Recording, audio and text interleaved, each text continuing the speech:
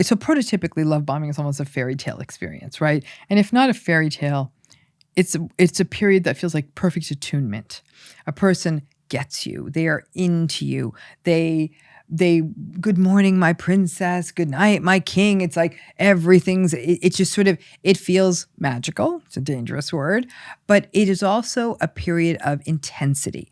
And it's as though they know exactly what you want. Well, they do, because you're having these deep conversations. And what a lot of people say, well, I thought it was intimacy because we were talking about vulnerabilities and we were sharing about our histories. Well, on your side, it was vulnerability. On their side, they were grabbing up a lot of data. Data that down the road will be used against you, but initially might be them recognizing that this is your favorite kind of food, so it shows up on your desk at lunchtime. You really, and for a lot of people who didn't feel that their parents were attuned to them that way, this can feel like it is healing a childhood wound. That's how powerful it is, okay? It's like a hole. It's a hole, and they fill it perfectly. So you think, well, this must be love, right? Yeah. But love bombing often happens intensely. Love bombing often happens quickly. So people almost feel off balance, like, woo, there's a lot happening here.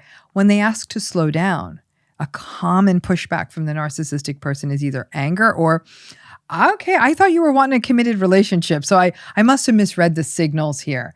And the person's like, no, I don't want you to go away. Like, I want to just talk about this. No, I mean, listen, I am just so in love with you. Like, I want to be with you all the time. And the other person's like, okay, maybe I'm being ridiculous. Oh, Dr. Ramani, red flags, pshaw, I'm all in. And that time, they use that time, that they almost shut down that ability to discern.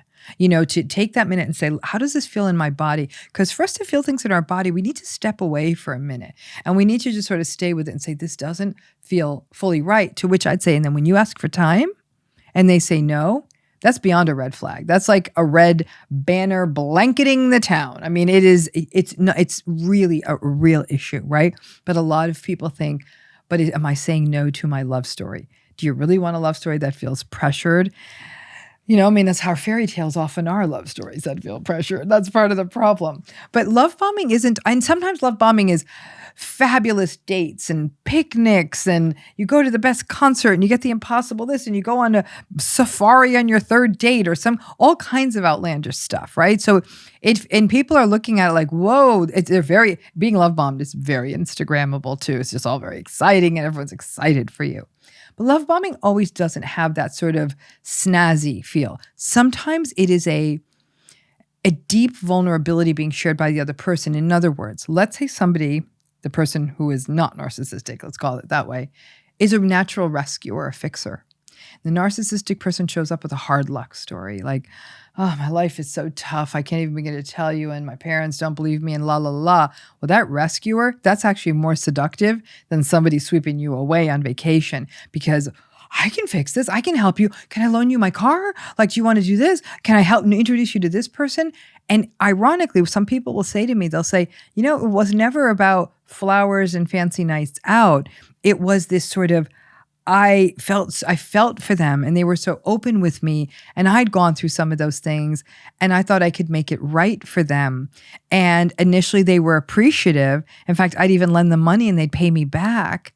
So, and then it would go further when all of a sudden the money's not getting paid back and you're getting sucked into this system. You see that more with vulnerable narcissism and communal narcissism. People will often bring people into communities. That's, occult indoctrination is a form of love bombing, right? Come in, you're a beautiful spirit that's totally misunderstood. Come in here, we see you. We see your wounds. For a person who's hurt, that's the most seductive thing you could ever hear. So the different forms will do this differently. For a malignant narcissist, interestingly, the way they love bomb might be through control, which for a person who has never felt cared for, that jealousy might actually feel like somebody loves me so much that they don't want someone else to have me. They bought me a cell phone. Can you imagine?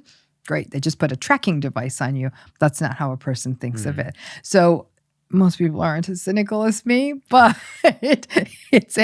there's many tactics here. But what's happening during love bombing is it's indoctrination. You're thrown off your game. You stop listening to your body. You feel like you're in something special, tailor-made for you. It is where the roots of that trauma-bonded tree those seeds are starting to take root. You're not even aware of it. And then we go into the next chapter.